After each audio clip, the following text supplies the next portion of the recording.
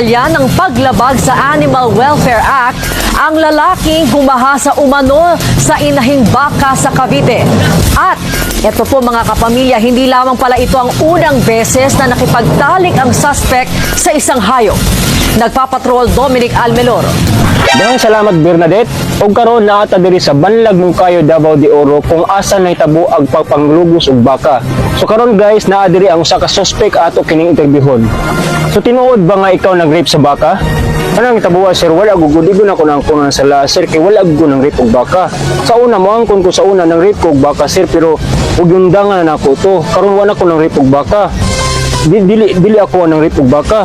Dili ko ni dapat pasangilan kay dugay na ko wala ng rape og baka. Dugay na gyud wala na ko tuos ba. So wala nimo giangkon nga ikaw ang na-rape sa baka. Dili gyud ako nang kunon sir. Kay wala man ko ng rape og baka. Dili man gyud ako ng rape sa baka. Kapoy na mang rape kag baka mo nang gikuan na ko nga dili ko mang rape og baka. Ngano na kaingon man ka nga dili na ka mang rape og baka.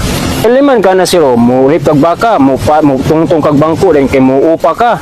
Ikaw paghuman mo naog na puga kay mo tutoy ka. Paghuman mo adto na puga sa tubangan kay mo lips to lips ka.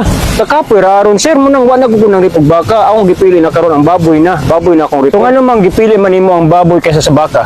Kay mas okay man ang baboy sir kay samtang gaupa ka, gakumot ka sa tutoy, mura na makagapiano. Ring ring.